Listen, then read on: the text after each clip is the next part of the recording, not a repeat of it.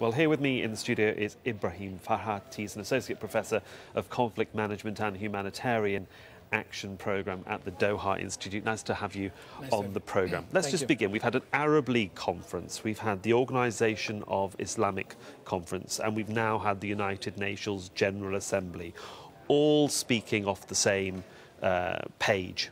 What next now for the Palestinians? Where do they go? Well, actually, the question should be asked to the international community. What's next for the international community, who made its position very clear, as you mentioned, in the Arab League, in the Organization of Islamic Cooperation, and now in the United Nations, very decisive support, and you know, where to find 128 countries that are working on one issue, that's saying no to the Trump administration position on this. So for the Palestinians, I think now the question is how to deal with the harsh realities on the ground.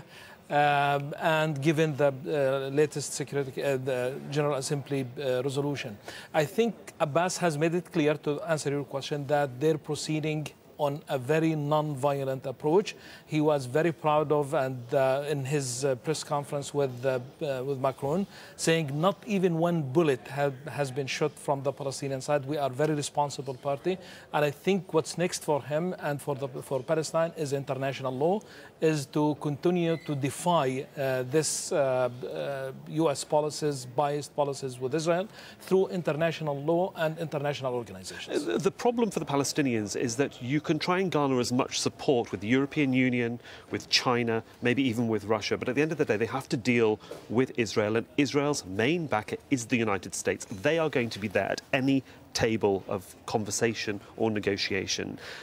Question is, how do we get past the impasse at the moment, if there is one? Well, yes, actually, to be precise, actually, this is not very often where you find entire Europe is voting against the United States. In the past, yes, as you said, we found like China, Russia, the Arab League, non-aligned countries movement, all of them in support of Palestine, but you don't find very often where UK, France, Germany, all of Europe is supporting Palestine. And also President Macron in the press conference, he made it also very clear, Palestine is not alone. I think this is a new situation and we have to recognize it, because we don't have that often in the past. And also we have to keep into consideration that the U.S. position, actually, it's the Trump administration's position. It's not the position of the American people. It's not even the position of the establishment. The latest poll came from the United States. 63% of the American people are against the Trump position on Jerusalem. So there is a very clear division between the position of Trump and Nikki Haley and the position of the American people, and that's where we should look at in a positive way. Preceding this vote in New York, we heard from both Nikki Haley and from the President saying that they would punish those that voted against them. When you have such a large bloc of the international community, many, if not all, of the Muslim countries, but I think Bosnia was quite an unusual one that Understandable. How do you think the United States could punish countries such as Afghanistan and Egypt and Saudi Arabia, where they invest a great deal of money, and I believe President Trump can't just unilaterally withdraw their funding?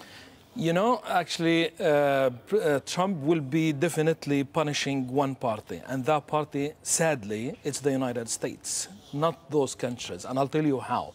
Because money, international aid, is leverage in international affairs. So the countries that you're supporting financially, you have leverage over these countries.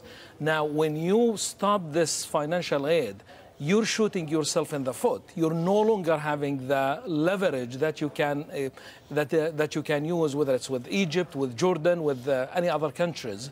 But you are actually shooting yourself by minimizing the level of influence and leverage that you have over these countries. Yesterday, we had the Jordan government spokesperson saying, we will not, making it so clear, we will not compromise on Jerusalem for money. We will deal with it without money. So actually, this is the closest U.S. ally in the region, Jordan, and saying big no to the Trump administration. It's the loser in this case. It's actually the Trump administration of losing the influence, not Jordan, who can survive and can manage at the end of the day. Well, we shall see what does happen. For the moment, Ibrahim Fraihat, thank you for your insight. Thank you. Thank you.